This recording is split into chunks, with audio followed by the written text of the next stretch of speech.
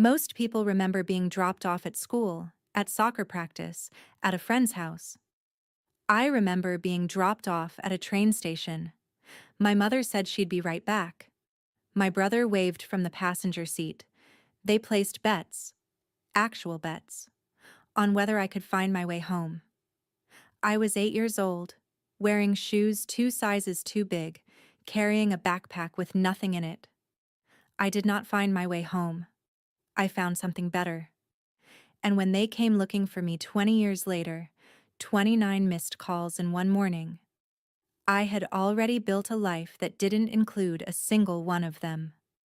Welcome back to Calm Drama Story. Get comfortable. Today's story is about the people who throw you away and the ones who pick you up. If this is your first time here, subscribe, drop a comment, and settle in. This one's going to stay with you. The last thing my mother said before she drove away was not, "I love you." It was, "Let's see if you can figure it out."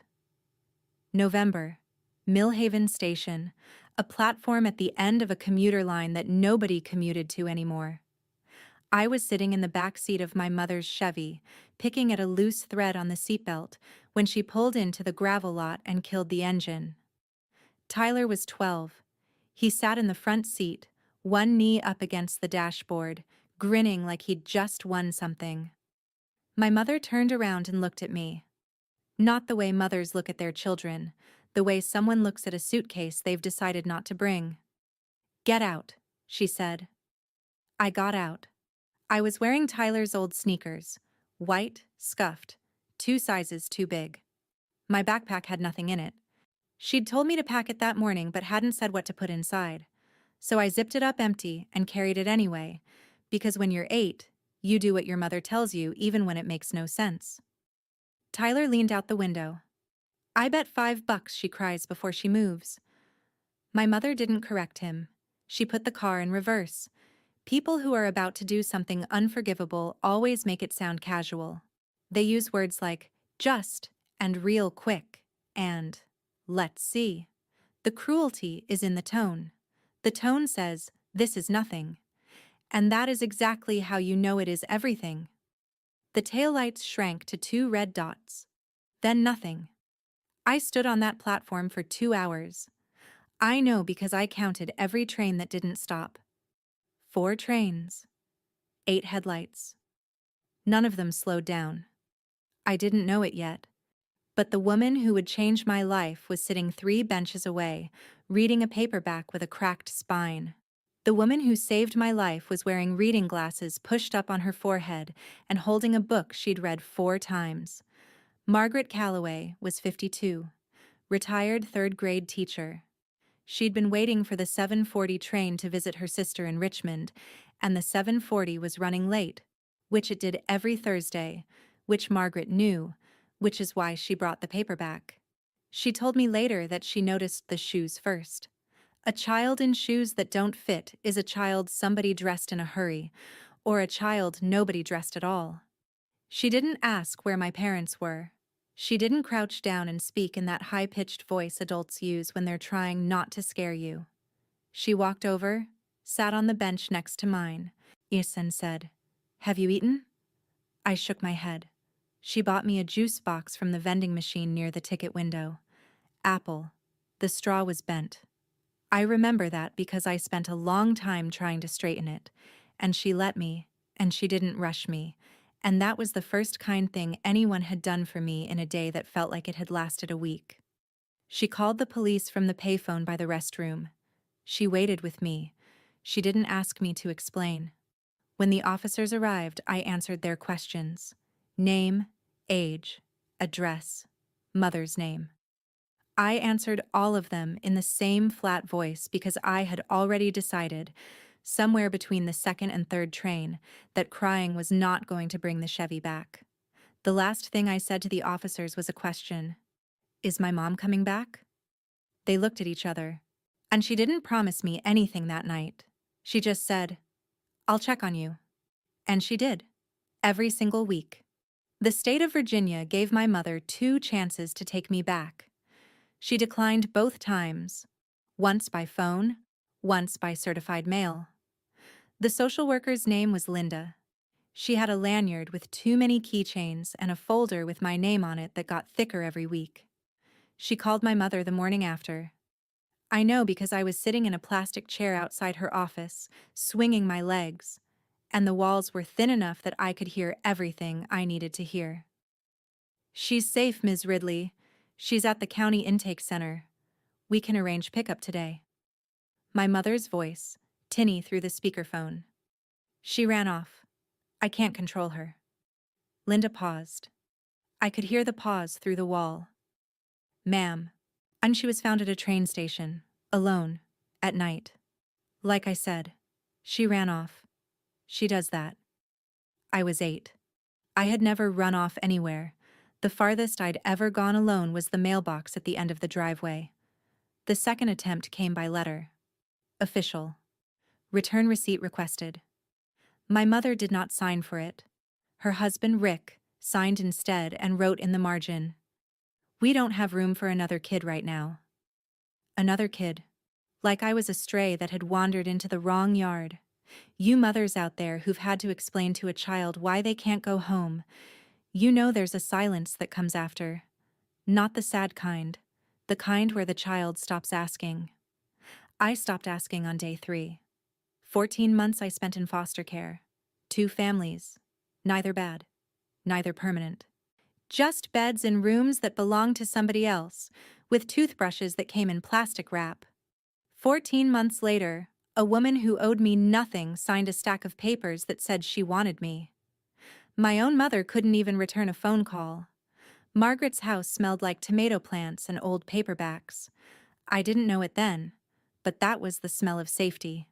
She lived on a half-acre at the end of Potter's Lane, a yellow house with a screen door that never latched right, and a garden that produced more tomatoes than any 2 people could eat. She drove a 2001 Honda Civic with a dent in the passenger door and a library card in the glove box. She was not rich. She was not connected. She was a retired teacher on a pension who decided that a child sitting alone on a train platform at night deserved better than what she'd gotten. She taught me to read properly, not just the words, but the weight behind them. Every night after dinner, we sat on the porch and read aloud. She picked books with women in them who solved their own problems. I didn't understand why until I was older. Every summer, she taught me to garden. Tomatoes, basil, peppers. She said growing things was proof that patience worked and that most of life's problems could be fixed with good soil and enough time. She volunteered at the Briarfield Public Library every Thursday. She said books were the most honest things humans ever made. They don't pretend to love you, they just give you everything they have.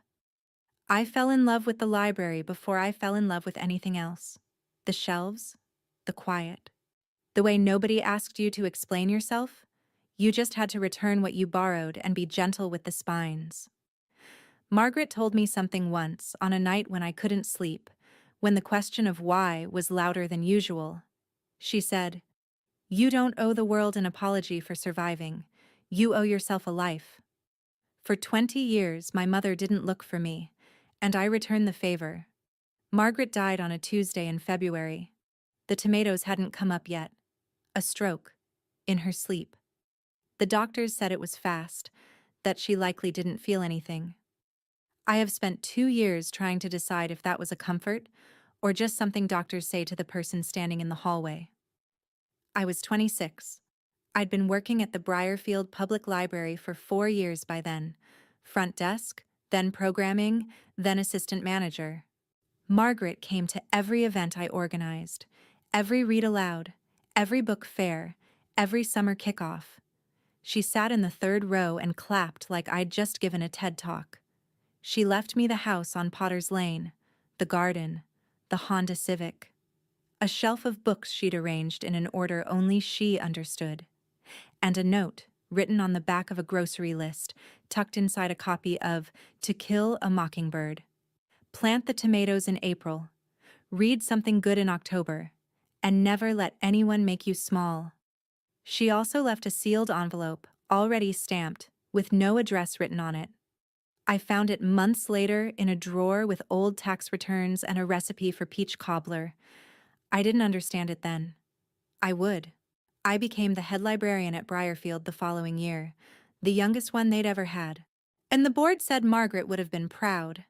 I said she would have said, well, it's about time. I decided to raise funds for a children's reading room in her name.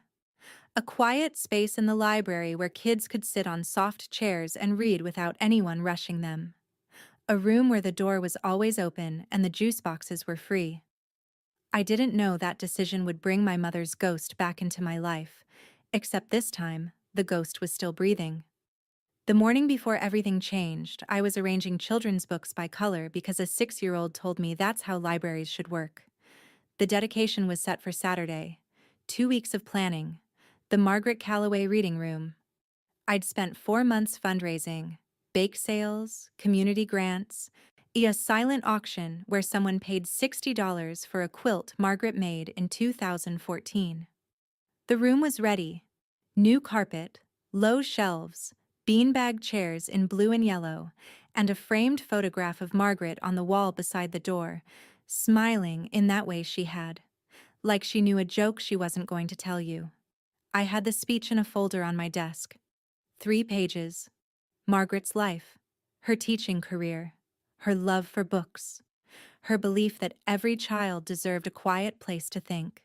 Standard, warm, safe. In the lobby, the poster was already up. Gold letters on navy, the Margaret Calloway Reading Room, grand opening Saturday, October 18th. Her name looked right in gold. That afternoon, I went down to the basement to get more folding chairs and found a box I hadn't opened since Margaret died. Labeled in her handwriting, letters, personal. Inside, 5 envelopes, each addressed to the same person. Donna Ridley. Margaret had written to my mother. 5 letters over 10 years. Updates about me, my first report card, a school photo from 4th grade, a note that said, "She is doing well.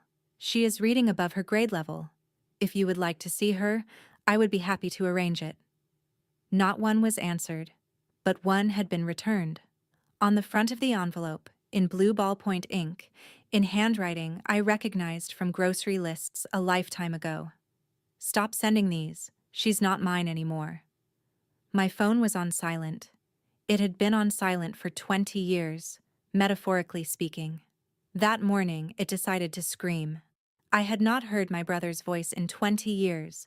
It sounded exactly the same, urgent, entitled, tin and absolutely certain that whatever he needed was more important than whatever I was doing. The screen lit up while I was still kneeling on the basement floor holding Margaret's letters. 29 missed calls, 3 different numbers, 11 voicemails. The calls had started at 6 a.m. and hadn't stopped. I pressed play on the first one.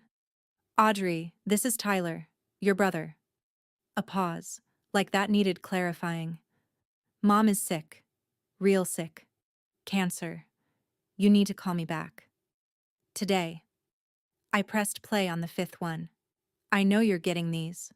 His voice had shifted, tighter, hotter, the way a pot handle gets when you forget the burner's on. "I drove 4 hours to find you and you won't pick up? Don't be selfish, Audrey. This isn't about you." I pressed play on the 9th one. A different voice. A woman I didn't recognize. "Hi. Audrey. This is Karen, Tyler's wife. I'm sorry to bother you. Your mother is in hospice care. She's been asking for you. She says your name every night. I know this must be hard, but please, please call us back." People who have done something wrong always overcorrect when they meet you. They call too many times. They leave too many messages. They say urgent when they mean, "I've run out of options." I sat at Margaret's kitchen table, coffee in one hand, phone in the other, looking out at the tomato garden through the window above the sink. The vines were done for the season. Brown. Spent. Waiting for next year. 29 calls. Not one of them started with, "I'm sorry." 11 voicemails. The first one said, "Please." The last one said, "You'll regret this." That's the full emotional range of my brother. I played them all, one after another, sitting at the kitchen table while my coffee went cold. The pattern was clean. Voicemail 1 through 3. Sympathy. Tyler's voice soft, concerned. A version of himself he must have rehearsed in the car. 4 through 7. Frustration. His real voice leaking through. You owe this family, Audrey. 8. Karen again, softer, trying to patch whatever he'd torn. 9 through 11. Threats. Not the kind that get you arrested, the social kind. People are going to find out what kind of daughter you are. The church already knows you won't come. Everyone in this town is going to hear about this. He'd already started his campaign. Before I even listened to the first message, he'd been laying groundwork. I called Ruth Emerson at 7:15 that morning. Ruth was 61, a family attorney, and the closest thing Margaret had to a best friend. They'd known each other for 30 years. Ruth had handled Margaret's estate, driven Margaret to her chemo scares, and once brought her a pie so bad that Margaret used it as a doorstop for 3 days before either of them mentioned it. Don't call them back yet, Ruth said. Her voice was the voice of someone who had read enough custody files to know that silence was a strategy, not a weakness. Let me find out what's actually happening. I didn't call back. I went to work. I shelved 14 boxes of donated books. I answered emails about the dedication. I rearranged the display case in the lobby. I watered Margaret's tomatoes when I got home. And I did not pick up the phone. Tyler called himself the man of the family. The family had a mortgage, 3 maxed credit cards, and a leaking roof. He was definitely in charge of something. Ruth called on Thursday at 6:14 p.m., which told me everything I needed to know. Ruth never calls after 5 unless the news requires wine. Here's what I found. I could hear her reading glasses hitting the desk. Donna Ridley, 54. Lung cancer, stage 4. Hospice in Danville. Tyler Ridley, 32. Filed for bankruptcy in March. Lost the house in June. Well, almost lost the house. That's where it gets interesting. She paused. I poured the wine myself. But that's not the part you need to hear. Another pause. I made some calls. Donna has been attending Grace Fellowship Church in Danville for about 15 years. Active member, prayer circle, women's ministry. And she has been telling that congregation for 20 years that her daughter ran away as a young girl and she has been searching for her ever since. I put the glass down. She told them you left, Audrey, that she tried to find you, that she spent years grieving. Pastor Holbrook has organized prayer sessions for her, multiple times. The whole church believes she is a mother in mourning. Any of you who've sat at enough kitchen tables to know, some families don't break apart. They were never together. They just sat close enough to look like they were. Ruth's voice dropped half a register. She doesn't want your forgiveness, Audrey. She wants your face. There's a difference. If you show up at that hospice, sit beside that bed. Let the pastor see you. Her story holds. She gets to die as the mother whose prodigal daughter finally came home. If you don't show up, her 20 years of fiction fall apart. My mother had been telling people I abandoned her. The woman who left me at a train station told a church full of people that I was the one who left. Tyler showed up at the library on a Wednesday. He was wearing a shirt that needed ironing and a smile that needed more work than the shirt. I saw him through the front window before he saw me. He was standing in the parking lot, looking at the building like he was appraising it. Hands in his pockets, sunglasses on even though it was overcast. I waited until after closing. I didn't want him inside. Not in Margaret's building.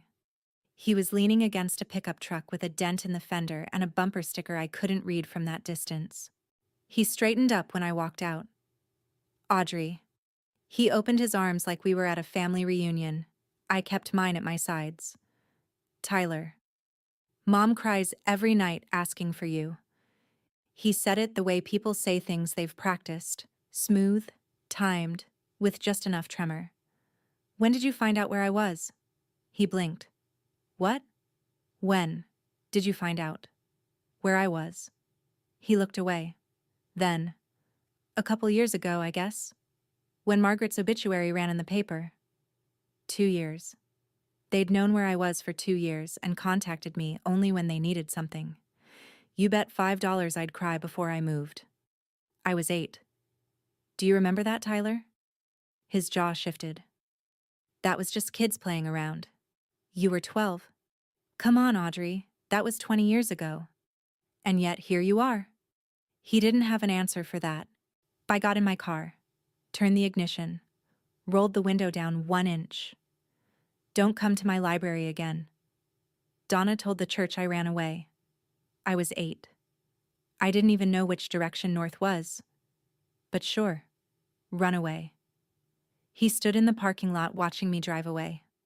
I wondered if that was how I looked, standing on that platform, watching their taillights disappear.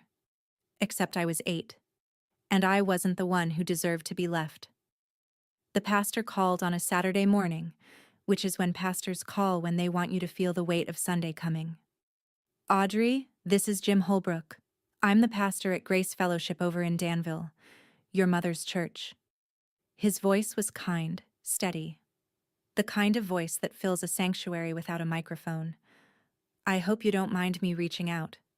I minded, but I said, go ahead. Pastor, your mother is very ill. I've known her for many years now, and I can tell you she talks about you constantly. Whatever happened between you two, and I know families are complicated, this may be your last chance to make things right. With all due respect, Pastor, you don't know what happened between us. A beat. Donna told me everything. She said you left home very young, that she's carried that pain a long time. I closed my eyes. 20 years of fiction, confirmed by a man of God. She told you I left? She did. I was 8 years old, Pastor Holbrook. Silence. I let it sit there. He didn't ask the obvious follow-up, and I wasn't going to volunteer it. Not yet. Not to him. Not on the phone. By Monday, 2 women from my own town, women I knew from the library's book club, texted me. Gentle messages. We heard about your mom. So sorry, Audrey. Hope you'll visit her soon. Life's too short. Tyler had done his work. He'd come to Briarfield, talked to people, planted the seed.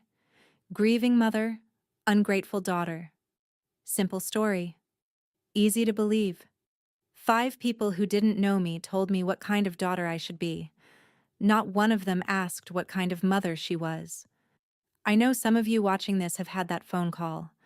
The one where somebody you haven't heard from in years suddenly needs you to play a part in their story. And everyone around you is saying, just go, just forgive, just be the bigger person. But nobody asks what it cost you to become the bigger person in the first place. If that's you, drop a comment. I'd love to hear how you handled it. And if you haven't subscribed yet, now's a good time. This story isn't done. Margaret kept everything. Report cards, crayon drawings, vaccination records, and 5 letters that were never answered. I'd already found them once, the night of the 29 calls. But that night I'd only read the one with Donna's handwriting on the front. Now, with Tyler's visit and the pastor's call pressing down on me like weather, I went back to the basement and opened the whole box. 5 letters, dated over a span of 10 years. The first, written when I was 9. Dear Donna, Audrey is settling in well. She had a good first day at Briarfield Elementary. She likes reading.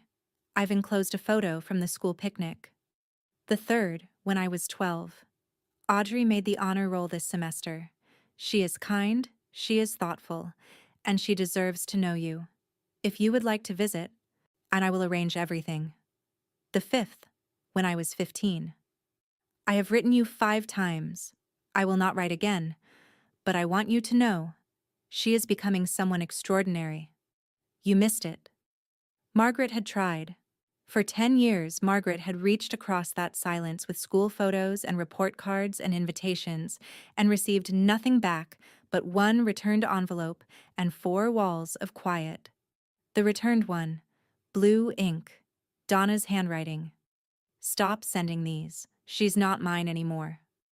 5 words, written on a Tuesday afternoon. Donna hadn't even opened the envelope. The letter inside was still sealed, the school photo still tucked behind it. A picture of me at 11, gap-toothed, holding a library book. Grief makes people do things that the undamaged version of themselves never would. But cruelty while sober. On a Tuesday afternoon, with a blue ballpoint pen, that is not grief. That is arithmetic. That is someone calculating what you are worth and writing down the answer. I put the envelope in my coat pocket, and I decided that the dedication speech would need to be longer than I planned. The second phone call came without the courtesy of a please. Tyler had moved past that stage. "Listen," he said. "No hello. No warm-up. Mom's got maybe 2 months. If you don't come, I'll make sure everyone in your little town knows you abandoned a dying woman." "You mean the way she abandoned me at a train station? That was 20 years ago. We were kids. Get over it." "You were 12, Tyler. You knew exactly what was happening. I'm not doing this." His voice shifted, louder, faster, and the way it always got when someone cornered him with something he couldn't outrun. "Here's the deal. The house back home. Mom put your name on the deed when you were 6. Some tax thing. I need you to sign the papers so I can sell it." I leaned back in my chair. The kitchen was quiet. Margaret's clock ticked on the wall above the stove, steady as a heartbeat. "Now we're getting to it." "What?" "It was never about Mom crying my name at night, was it?" "It's about both. It's about a signature on a piece of paper and a house that's sinking faster than your credit." He went quiet for 3 seconds. Then, "You owe this family, Audrey. Mom raised you for 8 years. That's 8 years of food, clothes, and a roof. You owe us." "She raised me for 8 years and then left me at a train station in November. I was wearing your old shoes. I didn't have a coat." He hung up. It was never about forgiveness. It was never about dying wishes. It was about a signature on a piece of paper and a house that was sinking faster than Tyler's credit score. And now I knew exactly what I was dealing with. Ruth spread the documents on her kitchen table the way a surgeon lays out instruments, carefully and with the understanding that someone was about to get cut. "Here's the situation." She tapped the deed with a pen. "Your mother added your name to the property in 2003, when you were 6. Technically, it was for a property tax benefit.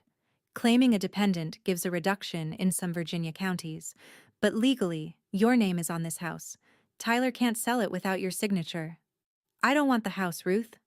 I know you don't. But he doesn't know that. And right now, that signature is the only reason any of them are talking to you." She looked at me over her reading glasses, the same look she'd given Margaret 100 times, the look that meant, "I know what you're about to do, and I want to make sure you've thought it through." "What do you want to do, Audrey?" I looked at the documents. Tyler's bankruptcy filing, Donna's hospice intake form, the property deed with my name on it in 6-year-old font that I obviously hadn't signed myself. "I want to give my speech at the library dedication, and I want to tell the truth." "All of it?" "Every word." She took off her glasses. "You know this changes things. Once you say it in front of that room, there's no taking it back. Donna's church will find out. Tyler will lose whatever leverage he thinks he has. And you'll be the woman who told the truth about her own mother at a public event. I'll be the woman who told the truth. Period." Ruth nodded once. Slow. The nod of a woman who has watched enough court cases to know when someone has already made up their mind. "Then I'll be there. 3rd row." Sending Tyler to negotiate is like sending a toaster to fix the plumbing. My mother's voice sounded like sandpaper wrapped in silk. Rough underneath, smooth on top. The kind of voice that makes you forget, for just a second, what it did to you. The call came on a Thursday evening, an unknown number. I almost didn't answer, but something in me, some part that was still 8 years old and standing on a platform in shoes that didn't fit, picked up. Baby. That word. Loaded like a gun. Baby, it's Mom. Silence from me. Not the strategic kind. The kind where your throat closes and your body decides for you. I know I wasn't perfect, she said. Her voice was thin, raspy, but still controlled. But I'm dying. Can't you just come see me one time? Why now? Because you're my daughter. I found a letter in Margaret's things. My voice was steadier than I expected. You wrote on the envelope, "She's not mine anymore." Your handwriting. Your words. 11 seconds of silence. I counted. I've always been good at counting things that hurt. Then, Margaret shouldn't have kept those. Not, "I'm sorry." Not, "I didn't mean it." She blamed a dead woman for keeping the evidence. If you've ever been told you're heartless for not running back to someone who dropped you, I need you to hear this. Staying away is not cruelty. Staying away is the first kind thing you ever did for yourself. I hung up. You can always tell when someone is apologizing for your benefit and not their own. A real apology has weight. It sits in the room like furniture. A fake one floats. It sounds like something, but when you reach for it, your hand goes right through. She blamed a dead woman for keeping the evidence. That was the moment I stopped wondering if she'd changed. People who change don't blame the filing cabinet for what's in the folder. Tyler came back on a Tuesday. He didn't call first. People who plan to make a scene never call first. I was at the front desk, helping a mother renew her children's library cards, when the front door swung open hard enough to rattle the donation jar. Tyler walked in like he owned the foyer. "Where's my sister?" He said it to the room, not to anyone in it. Loud enough that a teenager reading on the couch looked up. Loud enough that the mother with the library cards took a step sideways. He saw me behind the desk and walked straight toward it. "My sister works here and she's refusing to see our dying mother." He aimed the words over my head, at the room. What kind of person does that? The fluorescent lights buzzed. Nobody moved. I stood up slowly, rolled my chair back, folded my hands in front of me, because if they weren't folded, they'd be shaking. And Tyler didn't get to see that. "Tyler, this is a library. Lower your voice or I will ask you to leave. You always were cold. Just like your father. I'll talk to you outside, not here." Outside, in the parking lot, he unloaded. I had ruined their lives by disappearing. I had broken Donna's heart. I owed them. And I owed them everything. And then, "I've talked to a few people around here. They should know who they're dealing with." He'd already planted the seeds. By Wednesday morning, 3 people at the grocery store gave me that look. The one that says, "We heard something about you, and we're deciding whether to believe it." He drove 4 hours to yell at me in a building named after the woman who raised me. I hoped the gas was worth it. Gossip in a small town moves faster than mail, but slower than regret. By Wednesday, half of Briarfield had an opinion about me and a woman they'd never met. At the grocery store, Martha from the book club touched my arm in the cereal aisle. "Audrey, is it true your mother is sick?" At the post office, a man I barely knew held the door and said, "Family is everything. Don't wait too long." At work, my colleague Diane left a card on my desk. "Thinking of you during this difficult time." Inside, a prayer card from a church I'd never attended.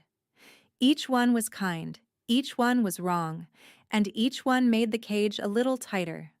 Dolores Price, 73, retired school principal, member of the library board, the kind of woman who irons her jeans, found me in my office Thursday afternoon. "Audrey."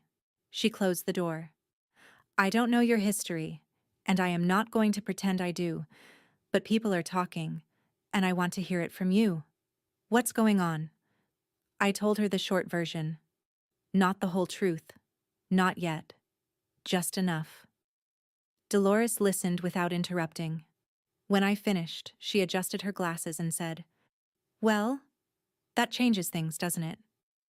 That night, I stood in the lobby after everyone had left and looked at the poster on the wall. Gold letters. Margaret's name. Saturday. 5 days away. Silence is golden, they say. But silence in a room full of lies is not gold. It's rust. It eats through everything you built until there's nothing left to stand on. I looked at Margaret's name on that poster and made a decision. Margaret spent her life teaching children to read. I was going to teach a roomful of adults the truth. I wrote 2 versions of the speech. The safe one was 3 pages. The honest one was 5. I knew which one Margaret would have chosen. The safe version talked about Margaret's career, her 31 years in the classroom, her belief that every child could learn to love reading. It mentioned the garden, the library, the Thursday volunteers. It was warm. It was true. And it was incomplete. The honest version started the same way. Margaret's career, the garden, the Thursdays. But on page 3, it turned. It told the story of how Margaret found a child at a train station, why the child was there, who left her, and what happened after. I sat at Margaret's kitchen table and wrote the second version in one sitting. No outline, no notes. It came out the way Margaret taught me to read. One word at a time, without skipping the hard parts. I read it aloud to the empty kitchen. Margaret's clock ticked on the wall. The refrigerator hummed. My voice did not shake. Then I read the letter. She's not mine anymore. I put it in the inside pocket of Margaret's navy blazer, the one she wore to school board meetings and PTA dinners, the one that still smelled faintly of her laundry detergent. Ruth called that evening. "Are you sure about this? Once you say it, it's out." "I've been silent for 20 years, Ruth. That's enough drafts." "I'll be there." "Third row?" "Third row." I folded the 5-page version into my coat pocket, right next to the envelope that said, "She's not mine anymore." They belong together. Saturday was 3 days away, and I had no idea that Donna would try one more thing before then. They sent the wife. That's what people do when the threats don't work. They send someone softer, someone with a gentler voice, and the same agenda wrapped in a different package. Karen called on a Thursday night 2 days before the dedication. Her voice was warm, apologetic, measured. Everything Tyler's was not. "Audrey, I'm sorry to call again. I know Tyler's been aggressive. That's not how I would have handled it, and I want to apologize for that." I leaned against the kitchen counter and waited. "Donna really is asking for you. Every day. She cries your name at night. Not the way people cry for sympathy. The real way. The way that wakes you up at 2 in the morning and you can hear it through the walls." Something in my chest moved. Not a crack, exactly. More like a floorboard testing its weight. Karen was good. She knew how to find the soft spot.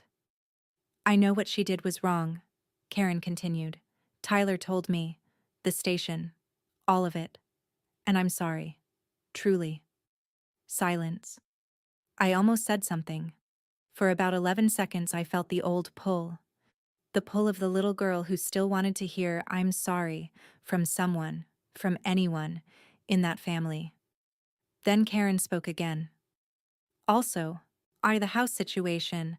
Tyler really needs that signature. The bank is calling every day now. If you could just..." There it is. What? The real reason. Thank you for being honest, Karen. Even if you didn't mean to be. The double-handed shake means either you're deeply sincere or you're deeply calculating. The soft voice on the phone works the same way. You learn to listen for the pause. The tiny gap where the real request hides behind the kindness. Karen almost had me. For about 11 seconds I felt something crack. Then she mentioned the house and the bank, and the crack sealed itself shut. The night before the dedication, I sat on Margaret's porch and listened to the crickets. 20 years later, they sounded exactly the same as the ones at Millhaven Station. The porch light was on. The garden was dark. And the tomato stakes stood like small crosses in the soil, bare for the season but upright, waiting for spring. I thought about the platform, the bench, the vending machine, the shoes. I thought about how cold November is when you're small and nobody's coming. I thought about what I was going to do tomorrow and what it would cost. Not money, not reputation. Something smaller and sharper than both. I was going to stand in a room full of people I respected and show them the part of myself I'd spent 20 years packing away, the part that was left, the part that was not chosen, the part that someone weighed and discarded at 8 years old because the math didn't work out. Margaret's voice, or maybe just the memory of it, came up through the floorboards the way it always did. You don't owe the world an apology for surviving. You women who've buried a mother, or buried the idea of one, you know the difference between grief and relief. And you know they can show up at the same time. I wasn't grieving Donna. I had grieved Donna at 8, at 9, at 12. By 15, the grief had hardened into something quieter. Something you could shelve like a library book you'd finished but didn't want to return. By 20, it was just a fact. My mother left me. This is my life. These are my tomatoes. I went to sleep with the speech on the kitchen table and the envelope in my coat pocket. Tomorrow, one of them would change everything. I just didn't know which one yet. Tyler walked into Margaret's library like he owned it. He didn't even take off his sunglasses. Saturday morning, 10 a.m. The reading room was decorated. Blue and yellow streamers, a table with cookies and lemonade, a small podium with a microphone. About 50 people. Teachers, parents, children, the library board, the mayor's assistant, Pastor Reynolds from the Briarfield Community Church, Dolores in her ironed jeans, front row, Ruth in the third row, as promised, reading her phone with the calm focus of a woman who has filed injunctions before breakfast. I was wearing Margaret's blazer, navy, brass buttons, the envelope in the inside pocket, over my heart. I could feel it when I breathed. 30 minutes before the ceremony, the front door opened and Tyler walked in with Karen beside him. He was wearing a button-down shirt, clean for once. Karen held a phone in front of her, screen facing out. On the screen, Donna, propped against pillows. Pale, thin, yellow in a way that was hard to look at, but her eyes were sharp, clear, calculating, even through a 6-inch screen. "We came to support you, sis," Tyler said. Loud enough for the room. I looked at the phone, at my mother's face. 20 years since I'd seen it. She looked smaller than I remembered. Older. But the eyes were the same. The eyes of someone who is always measuring what she can get from a room. They hadn't come to support me. They'd come to rewrite the scene. If the community saw Audrey and her family together, smiling, reunited, standing side by side, then Donna's story held. The prodigal daughter returned at last. Narrative complete. They brought my mother on a screen. A dying woman propped up on pillows, framed inside a phone, held up like a flag. Not a person. A prop. I stepped up to the microphone wearing Margaret's blazer and carrying 20 years of silence in my chest. The room was full. Children sat cross-legged on the new carpet. Parents stood along the walls. Dolores introduced me. Our head librarian, the woman who made this room happen. And the applause was warm, genuine, the kind you get in a small town where people actually know your name. I began the way I'd planned. Margaret Calloway, 3rd grade teacher, 31 years in the classroom, reader, gardener, volunteer. A woman who believed that every child deserved a quiet place to sit and think and become whoever they were going to become. I told them about the tomato garden and the Thursday shifts, and the way she arranged books not by alphabet but by how much a child needs them. The room laughed, A few older women nodded. Someone in the back wiped her eyes. I told them about the reading room, why I built it, what it meant, who it was for. This room is for every child who ever walked into a library and felt like the world finally made sense. More applause. The easy part was over. Tyler stood near the back door, arms crossed, Karen beside him holding the phone with Donna's face glowing on the screen. Tyler was smiling, the smile of a man who thinks the performance is going to plan. I looked down at the 5-page speech, then back up. I found Ruth in the third row. She gave me a single nod, the kind that means, I'm here. I turned a page. But I should tell you why that child was at the train station in the first place. Tyler's smile disappeared. It went from the room faster than he did 20 years ago. The next 4 minutes changed everything. I told them. All of it. Slowly. Clearly. The way Margaret taught me to read, one word at a time, and never skip the hard parts. In November of 2005, my mother drove me to Millhaven Station. I was 8 years old. She told me to get out of the car. My brother, who is standing in the back of this room right now, bet $5 I would cry before I moved. I did not raise my voice. I did not cry. I spoke the way you read a report to a board of directors. Evenly, factually, and with the understanding that the numbers do not lie. She drove away. I stood on that platform for 2 hours in shoes that didn't fit, carrying a backpack with nothing in it. Margaret Calloway found me there. She bought me a juice box. She called the police. I told them about CPS, the 2 phone calls, Donna's refusal. Rick's note in the margin. We don't have room for another kid. I told them about the letters. 5 of them. 10 years. Margaret reaching out, sending photos, offering visits. I reached into the blazer and pulled out the envelope, held it up, did not open it. Just let them see the blue handwriting on the front. Stop sending these. She's not mine anymore. My mother's handwriting. Dated 2009. Tyler stood up. That's not what happened. Ruth, from the third row, without standing, without raising her voice. Sit down, Tyler. He sat. The room was so quiet I could hear Karen's phone buzzing. Donna was saying something on the screen. But nobody was listening to her anymore. For the first time in 20 years, they were listening to me. She wanted me to stand beside her hospital bed so the pastor could see a happy ending. And I was never part of her story. I was the draft she deleted. Tyler tried to fight the truth the way he'd fought everything in his life, loudly, badly, and too late. Dolores stood up from the front row and turned to face him. Is this true? She's making it up. Tyler's voice was louder now, cracking at the edges. She was always dramatic. She always wanted attention. Ruth stood. She was holding a manila folder. She walked to the front of the room, opened it, and placed a single page on the podium beside me. A copy of the CPS intake report. Names redacted. But the date was there. The location, Millhaven Station. The narrative summary. Child found unaccompanied on train platform. Mother contacted. Mother declined to retrieve. Mother declined second contact via certified mail.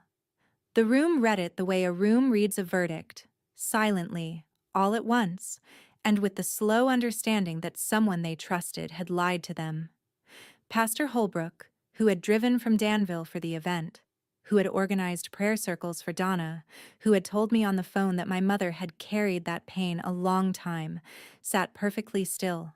His hands were clasped. His face did not move. But his eyes moved. They moved from the document to Tyler to Karen's phone, and then they stayed on the floor. Any of you who've had to stand in front of people and tell a truth that nobody wanted to hear, you remember the way the room changed. Not angry, just quiet. The kind of quiet that means everyone is recalculating. Karen turned off the phone. The screen went dark. Donna's face disappeared. Tyler walked out of the library without saying another word. He did not look back. I know the feeling. The pastor looked at Donna the way you look at a receipt you didn't keep long enough. I finished the speech the way Margaret would have wanted, with a book recommendation and no tears. I turned back to the microphone. The room was still, not uncomfortable still, the kind of still that means people are listening with their whole bodies. I don't hate my mother. I said it plainly because it was true, and because the truth doesn't need decoration. Hate takes energy I would rather spend on this library, on these kids, on the tomatoes in Margaret's backyard. A few people smiled. Small smiles, the kind that come from recognition. But I will not pretend. I will not stand at a bedside and perform a reunion so someone can die comfortable in a lie. That is not forgiveness. That is theater. I paused. Let the words settle. If you want to honor Margaret Calloway today, read a book to a child tonight. Return a library book on time. And if someone in your life chose you, a teacher, a neighbor, a friend, tell them. Because choosing is harder than biology. Choosing costs something. Margaret paid that cost every day for 20 years, and she never once asked for change. I picked up the scissors from the podium, walked to the ribbon stretched across the doorway of the reading room. Blue ribbon.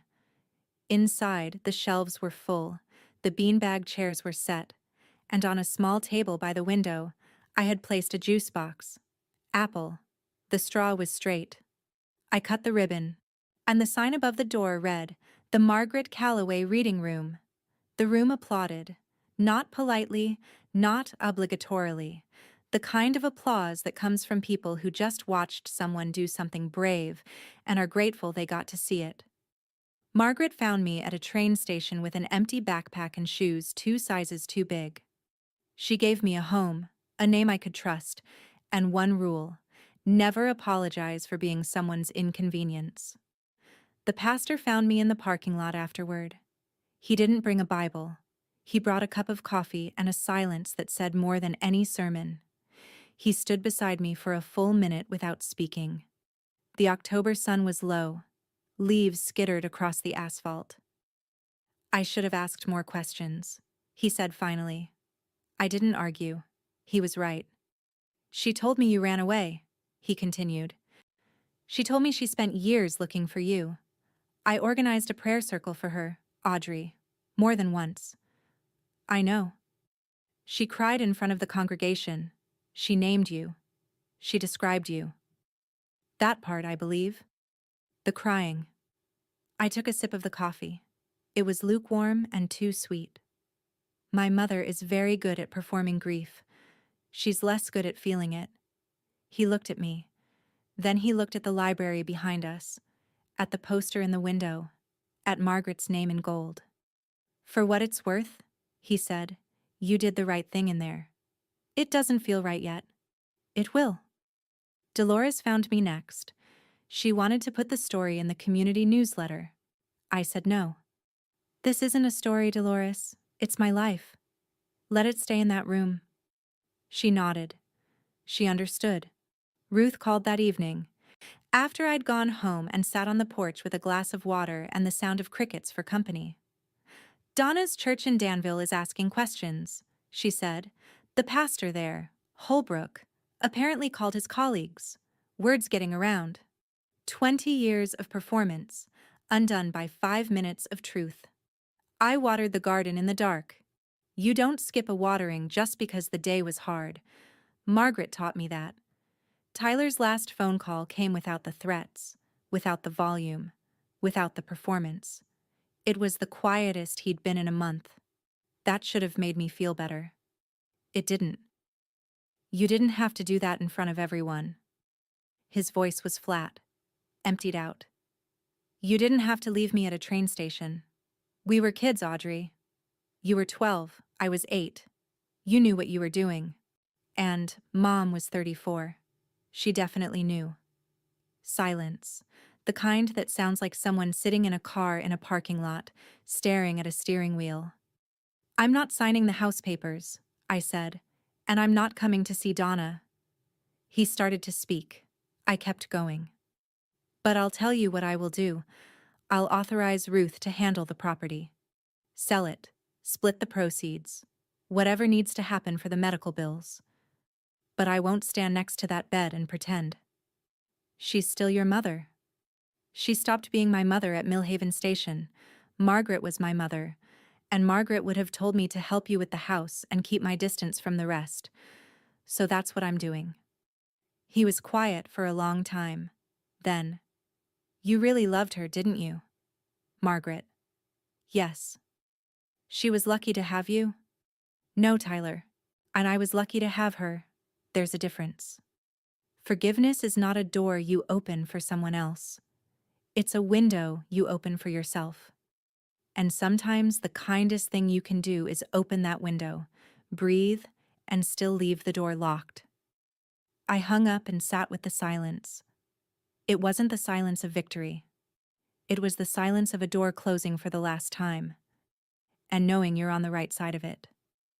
The house sold in 11 days. Tyler had been trying to sell it for 3 years. Turns out all it needed was one signature from the daughter they threw away. Ruth handled everything. I signed the papers at her office, at her kitchen table, between a plate of shortbread and a stack of tax returns. I never spoke to Tyler during the process. I never went to the house. I never even looked it up online. The proceeds were split according to the deed. 50% Tyler's, 50% mine. My share was $47,000. Not a fortune, not nothing. About what a small house in a dying part of Virginia sells for when the roof leaks and the foundation has a crack that runs from the basement to the porch. I signed every penny of my half over to Donna's hospice account. Not in person, not with a phone call, through Ruth. Ruth looked at me from across the table.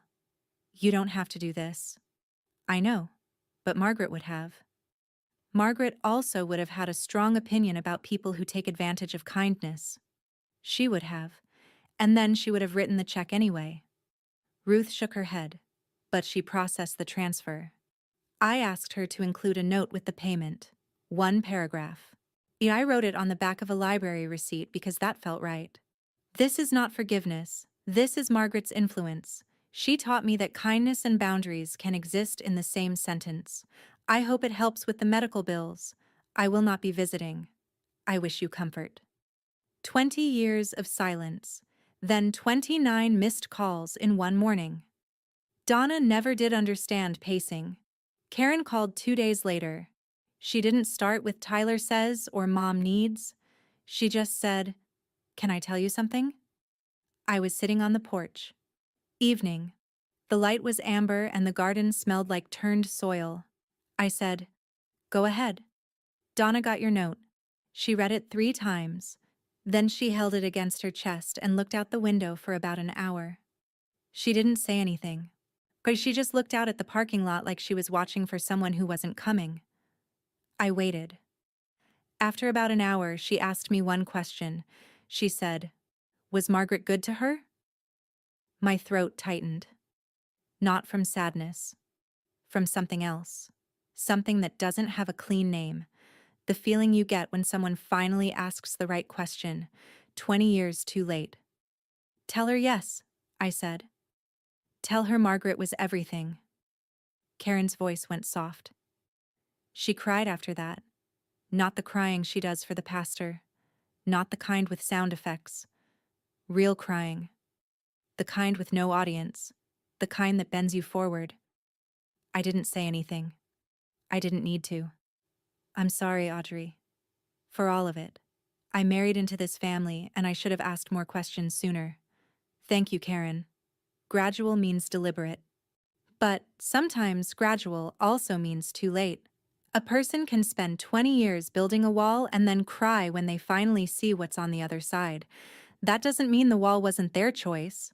Donna cried without an audience. I don't know if that's redemption or just exhaustion. But for the first time in 20 years, it sounded honest. I sat on the porch until the stars came out. Then I went inside, locked the door, and made a cup of tea. Donna died on a Sunday in April. I found out on Monday. I watered the tomatoes on Tuesday. Karen texted. Not Tyler. A simple message. Donna passed peacefully last night. I thought you'd want to know. I read it standing in the kitchen, morning light coming through the window above the sink. Margaret's clock ticked on the wall. The coffee maker clicked off. Outside, and the first green shoots of the tomato plants were pushing through the soil I'd turned 3 weeks earlier. I did not go to the funeral. I was not expected. I was not wanted. Tyler and I had not spoken since the phone call, and I imagined the service was small, a handful of church people, Karen managing the logistics, Tyler sitting in the front pew in a shirt he'd borrowed. I sent flowers. No name on the card. Just a note. For the woman who gave me life. From the woman who found one. Karen sent a text the following week. Thank you for the house money. Donna was comfortable at the end. The flowers were on her nightstand. I didn't respond. Not because I was angry, because there was nothing left to say. If you've spent your whole life waiting for an apology that never came shaped right, you are allowed to stop waiting. You are allowed to build the door yourself and walk through it. I went back to work. The reading room was open every day now. 32 children had library cards they didn't have before October. A kindergartner named Lucas told me the beanbag chairs were the best thing in the whole building, even better than the bathroom. I told him I'd pass the compliment along. The tomatoes would come up in June. Margaret's recipe for pasta sauce was taped inside the cabinet above the stove. Some things keep going. That's the whole point. Every Thursday at 3, I read to the children in Margaret's room. It's the best part of my week, and the only appointment I've never missed. The beanbag chairs were full. 6 children, ages 4 to 9, arranged in a half circle on the carpet. The afternoon light came through the window and landed on the shelves in bright stripes. I was reading a picture book about a bear who got lost in the woods and found his way home by following the smell of his mother's cooking. The children were rapt. The 4-year-old had her thumb in her mouth. The 9-year-old was pretending he was too old for picture books, but hadn't moved in 20 minutes.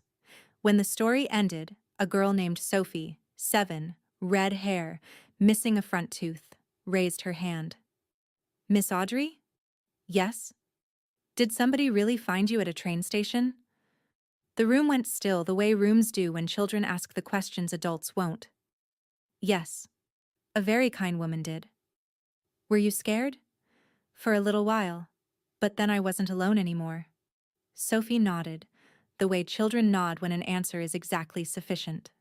Then she opened her book and went back to reading. I looked at the wall above the door. The Margaret Calloway reading room. Gold letters on navy. The framed photo of Margaret beside it. Reading glasses on her forehead, book in her hand, smiling at something just out of frame. On the small table by the window sat a juice box. Apple. The straw was straight. A child had left a pair of sneakers by the beanbag chair in the corner. Small. White. A little scuffed. I smiled. I looked at Margaret's name on the wall and thought about what she would say if she could see this room full of children. She would say, "Well, Audrey, I think the tomatoes turned out just fine." I used to think my story was about being left behind. It isn't. It's about who shows up after. I didn't survive to forgive my mother. I survived to prove that the girl she left on that platform was worth more than the family who drove away. And I proved it the only way that matters.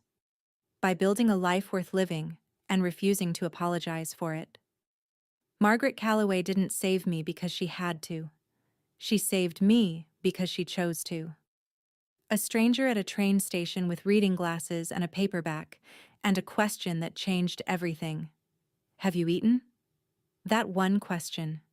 That choice. Made by a woman who owed me nothing, who had never met me, who could have looked away and caught her train, was worth more than 34 years of blood. I think about her every day, when I shelve books, when I water the tomatoes, when I cut the stems just above the second leaf the way she taught me, when I sit on her porch and listen to the crickets, and remember that some sounds carry across 20 years like they were only yesterday. If someone in your life chose you, a teacher, a neighbor, a foster parent, an aunt, a stranger. Tell them. Tell them today. Don't wait for a holiday. Don't wait for a speech. Just say it. Because choosing someone is the bravest, quietest, most radical thing a human being can do. And the people who do it almost never hear how much it mattered. My name is Audrey Stanton. I was left at a train station with an empty backpack and shoes 2 sizes too big. And I found everything I needed. If this story meant something to you, if it reminded you of someone who chose you, or someone you chose, I'd love to hear about it. Drop their name in the comments. No explanation needed. Just the name of the person who stayed. And if this is the first video of mine you've watched, welcome. There are more stories like this one. Check the description. I've left a few you'll want to hear next. Subscribe, hit that bell, and I'll see you in the next one. Thank you for staying until the end. Margaret would have liked that.